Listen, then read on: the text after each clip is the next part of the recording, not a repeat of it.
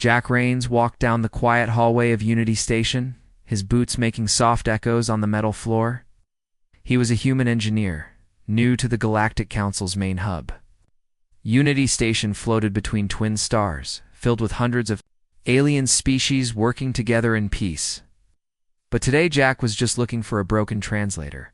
He had a small repair pad in his hand, scanning walls, looking for the faulty signal.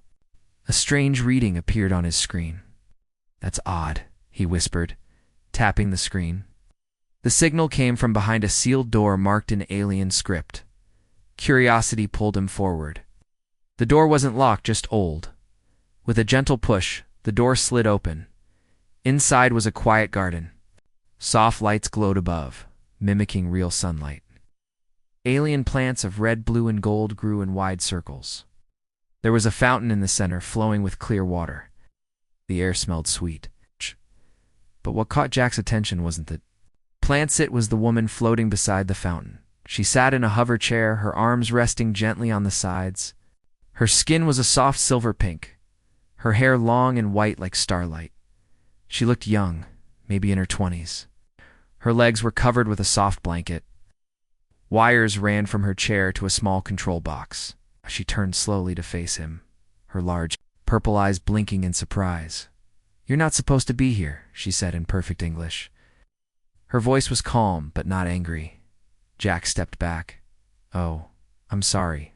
Really? I was following a broken translator signal. I didn't know this place was private." She looked at the scanner in his hand and nodded. "You must be human. I've not met one before." Jack smiled nervously.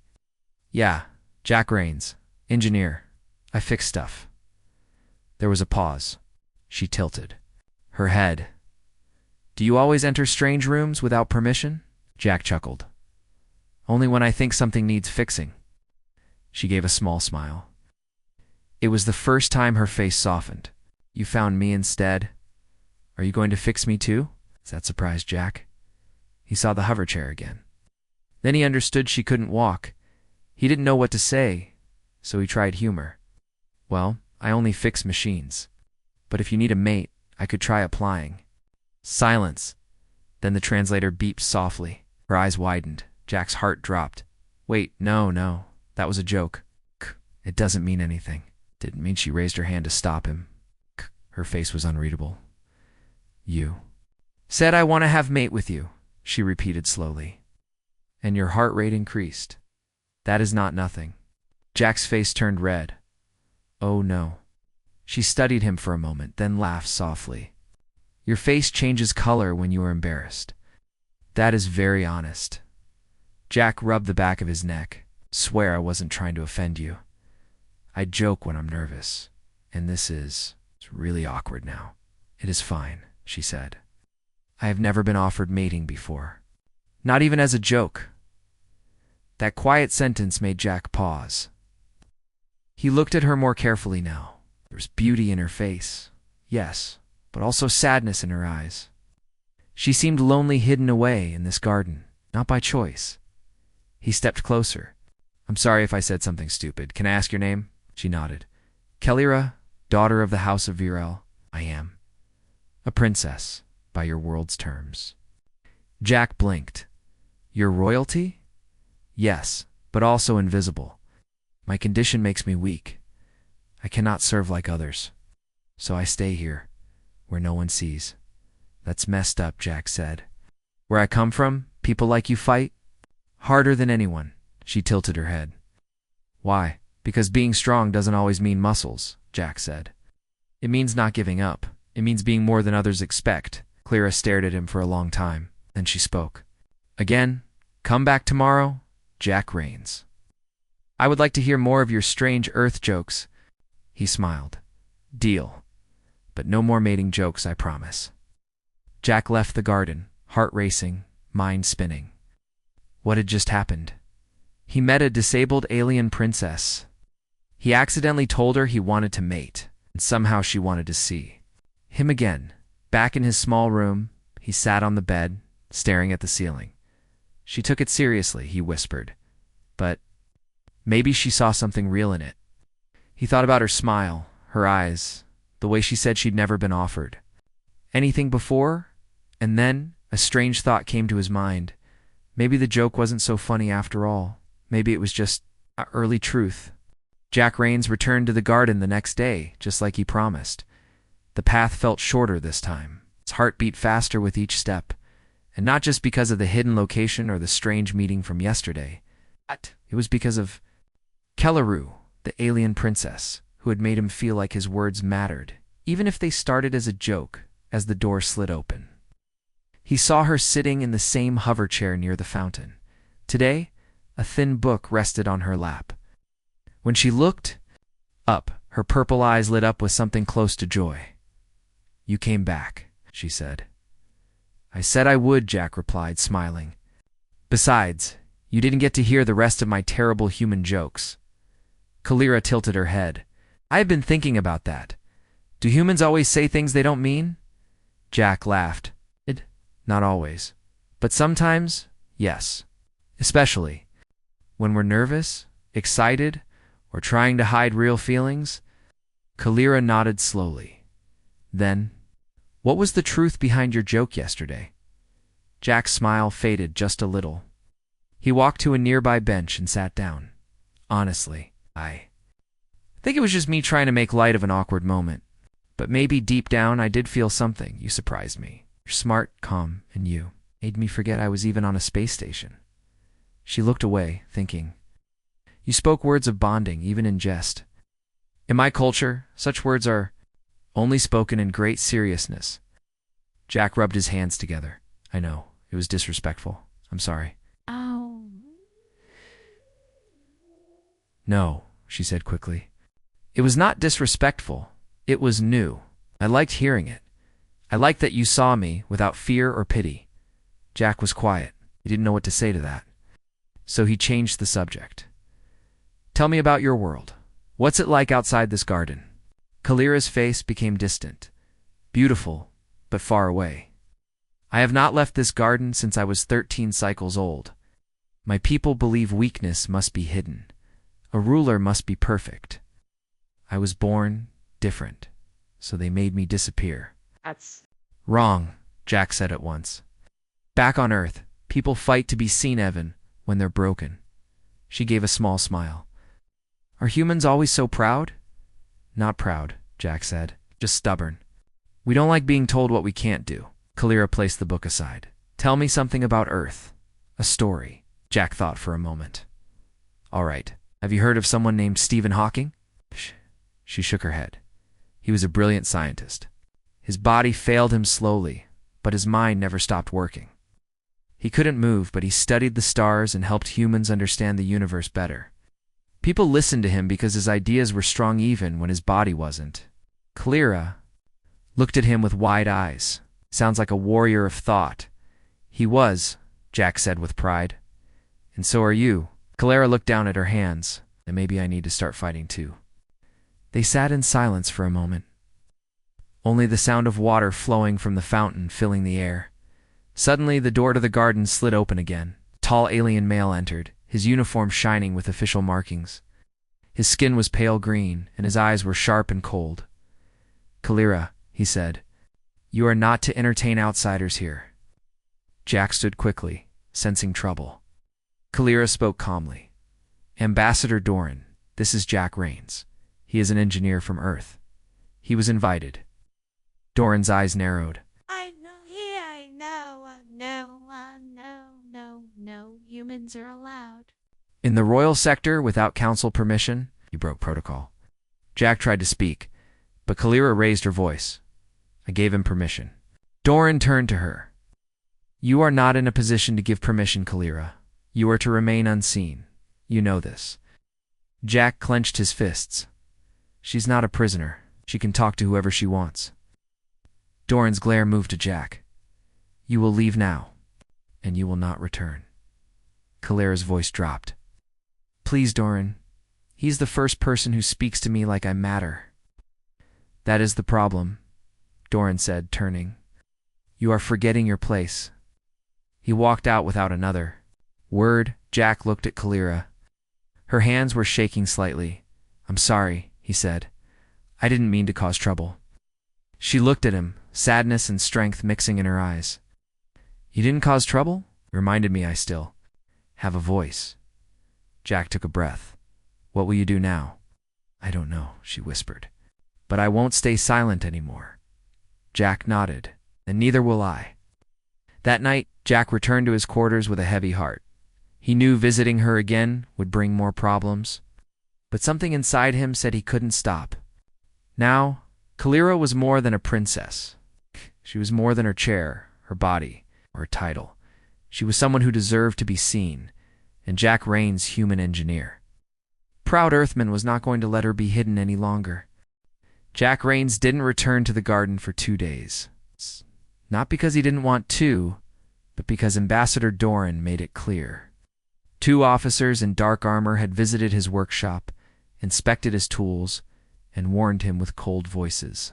"One more visit to the Royal Garden, and you'll be removed from Unity Station."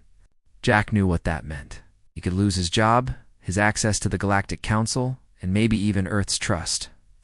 But every time he tried to forget about it, Kalira's face came into his mind, her soft voice saying, "You reminded me. I still have a voice." She didn't belong in a cage, no matter how pretty the garden was. On the 3rd day, Jack found a small square box left near his workbench. No name, just a glowing green light. Inside was a hologram crystal. He activated it. Kalira's image appeared, smiling softly. Her voice played in the air. "Jack Raines, it will not allow you to return. So I'm sending this instead. I have questions about Earth, about bravery, about ...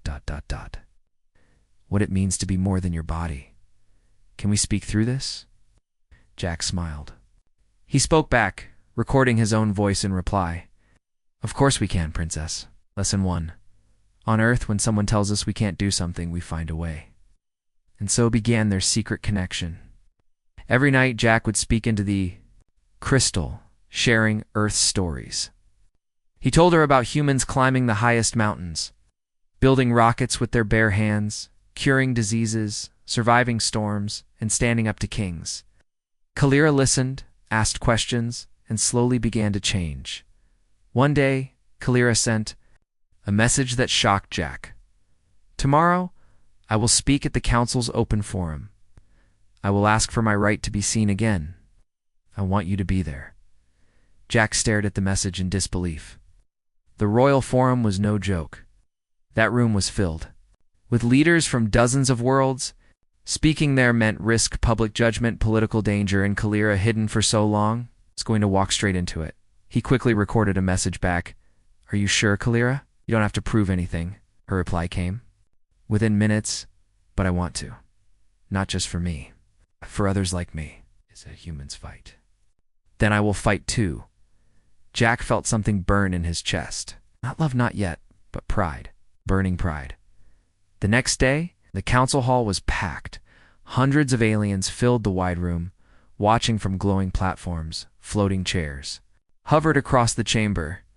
Jack stood far in the back, dressed in his cleanest engineering uniform. Wasn't supposed to be there, but no one had stopped him. Not yet. Then the doors opened. Kalira entered. She wasn't in her hover chair. She was walking slowly, carefully using robotic leg supports. Her arms trembled slightly. Her breaths were deep. But she walked. Gasps echoed in the room. Some looked away. Others whispered. A few stared in awe. Kalira reached the center platform and stood still. The council waited, then she spoke. "For most of my life, I have been hidden, because I am not strong in body, as I do not fit the image of a ruler, but I have strength, have thoughts, have ideas. And I have the right to speak," a counselor interrupted. "You were kept hidden to protect tradition. Your condition," Kalira raised her voice, louder than Jack had ever heard. "My condition is not weakness. It is reality. You call it shame. I call it truth. And truth should never be hidden." A ripple moved through the crowd. Then Kalira looked directly at the Earth delegation. Jack could tell she was looking at him. "I met someone, a human. He didn't see me as broken. He spoke to me, joked with me, challenged me. I learned something Earth calls the flame of will. It is the fire that says I am not done yet. I carry that flame now." Her final words echoed like thunder. I do not ask for pity, ask for permission to live. Silence followed. Long, cold silence. Then slowly one voice clapped. Then another. Then more. Soon, many delegates were clapping in their own species. Waze-light flashes, hand strikes, even musical hums. But not all were pleased. Ambassador Doran stood, his face dark. You shame your house, Kalira. You disgrace your brother's future. Kalira turned to him with grace. No, I gave it a future worth keeping. Later, outside the chamber, Jack waited nervously near the exit. When Kalira came out, supported by her robotic legs, she smiled the moment she saw him. You did it? He said. No, she replied. We did. Jack stepped closer. You know, when I joked about mating, I never thought you'd become a revolution. Maybe that joke held more truth than we knew. They stood together in silence, not touching, not making promises.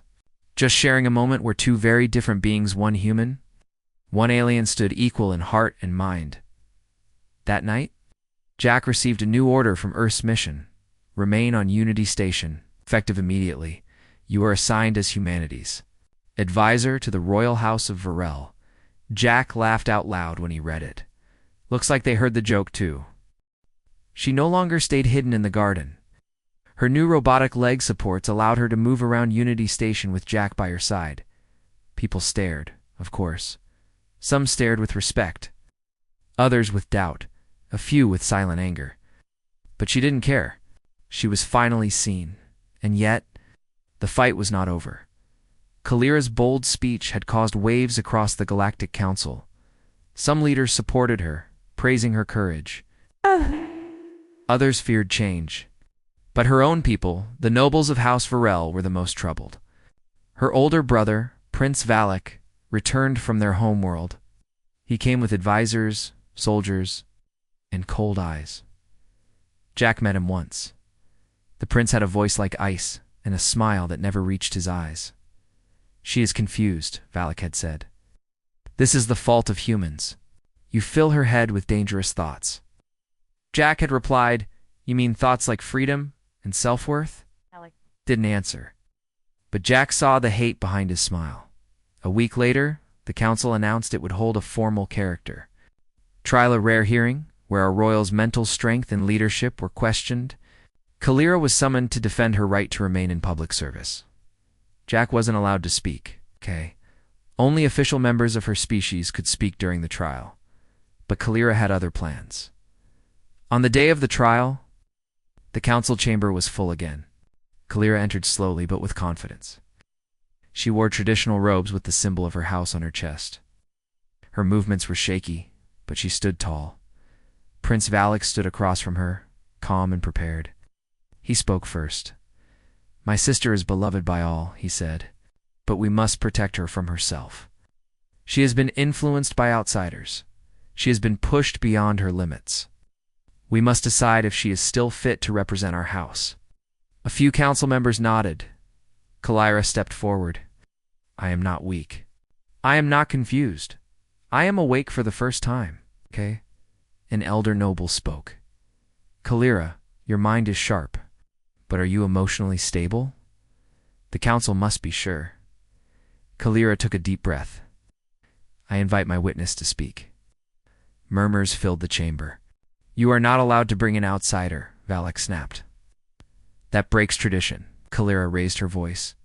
This council values truth. I ask only that you listen to someone who helped me see mine. The high speaker nodded slowly. Speak, human. Jack stepped forward. He wasn't in uniform. It's just a simple earth shirt, hands shaking slightly. But his voice was steady. Ladies and gentlemen of the council, he began, I didn't plan any of this. I didn't mean to get involved in royal business. I'm just a human engineer, but I know courage when I see it. He looked at Kalira. She isn't weak. She's the strongest person I've met in my life.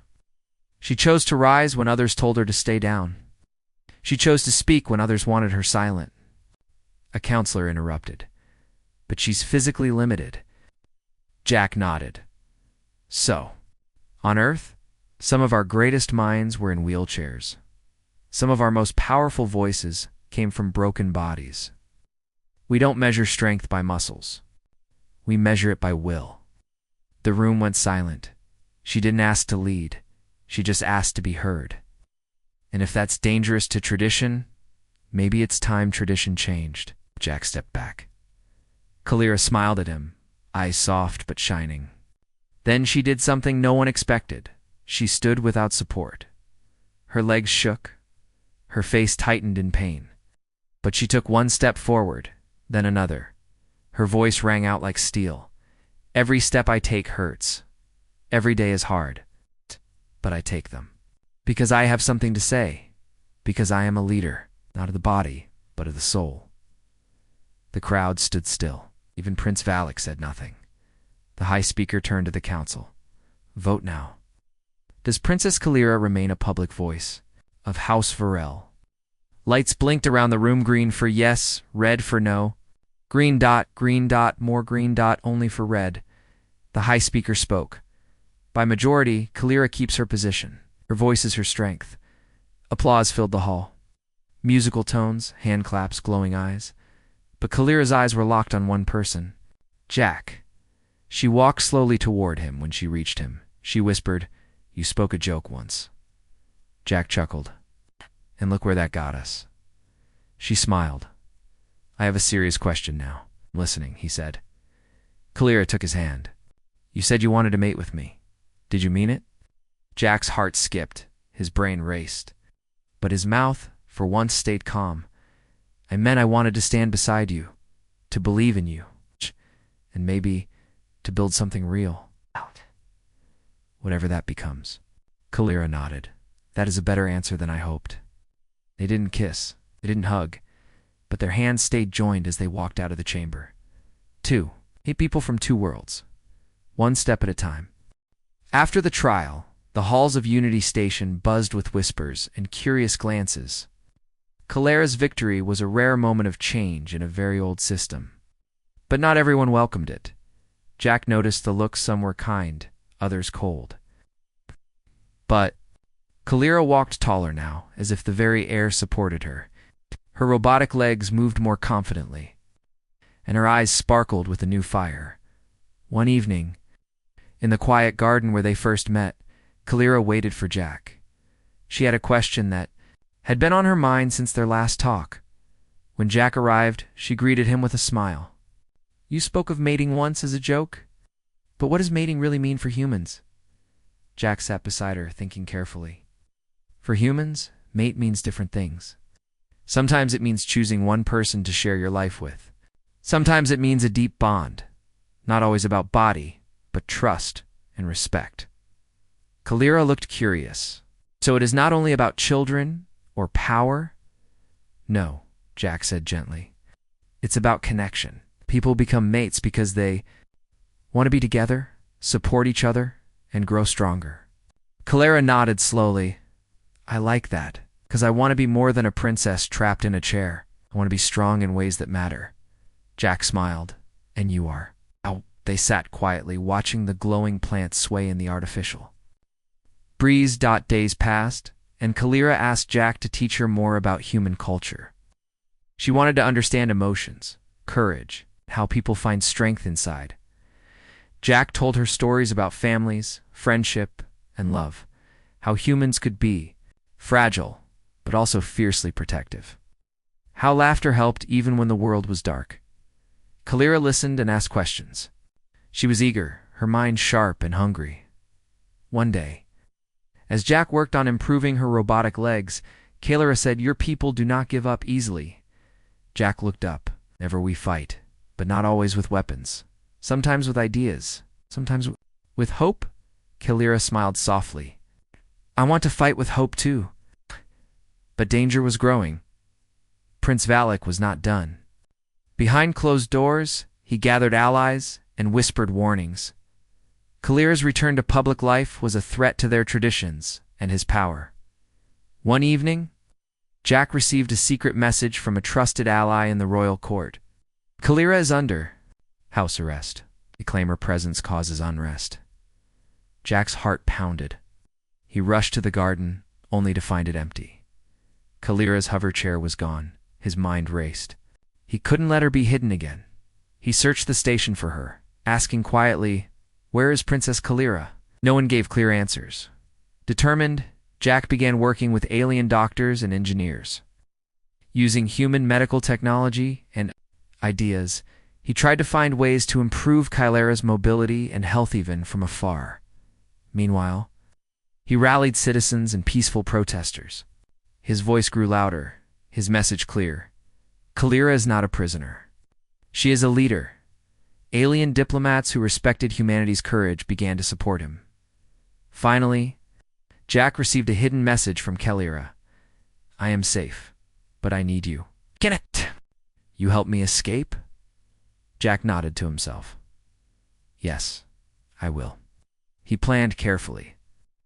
He knew brute force would fail, but intelligence, kindness, and teamwork could succeed. With a small group of trusted friends, Jack arranged a distraction near the council hall. During the chaos, Jack slipped into the royal sector. There he found Kalira in a private chamber. "Surrounded by guards, Kalira," he whispered. She looked surprised but relieved.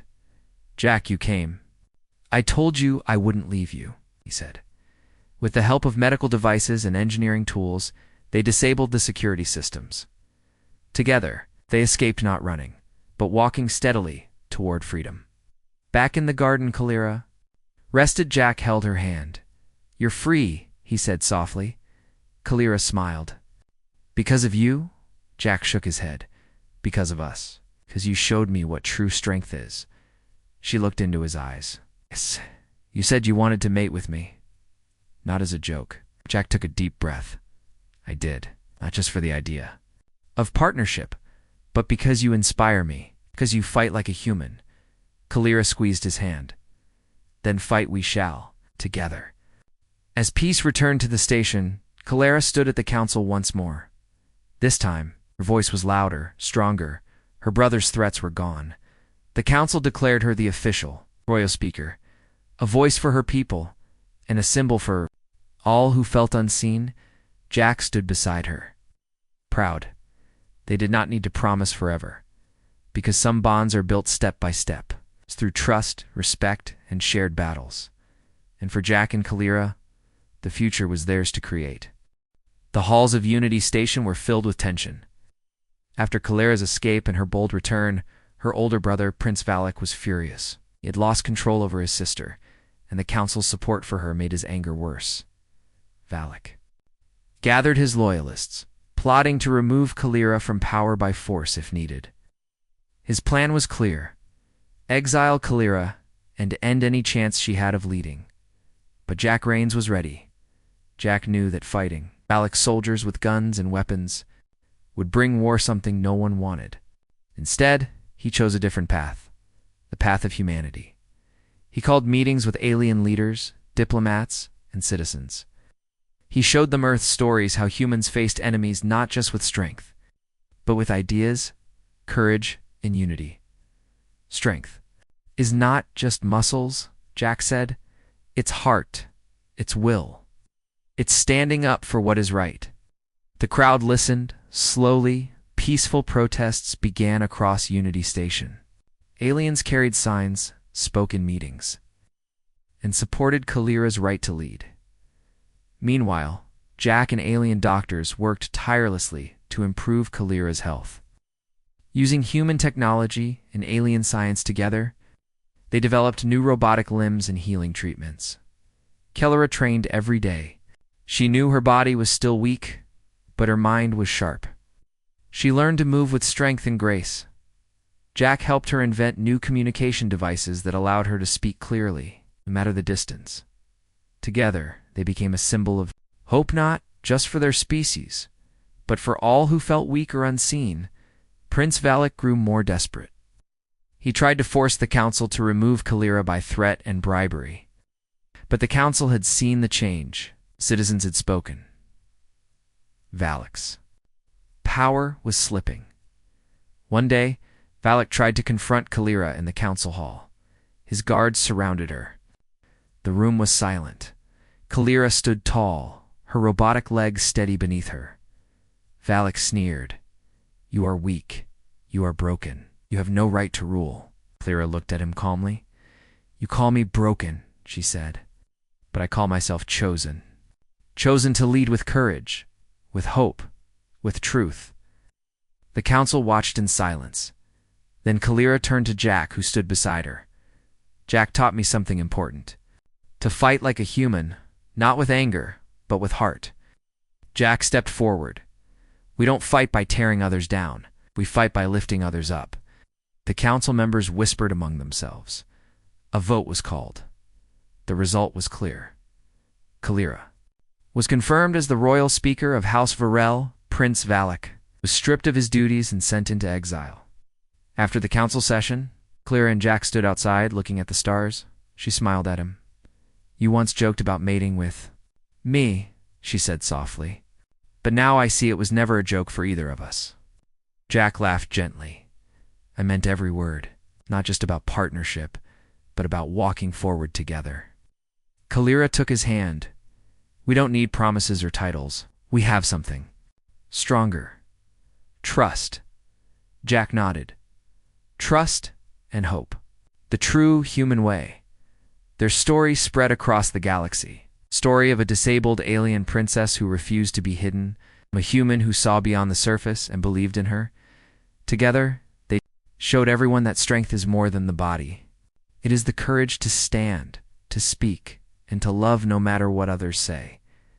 And so, on Unity Station, under twin stars shining bright, Kalira and Jack walk side by side, not just as friends or allies, but as two souls united by choice and courage.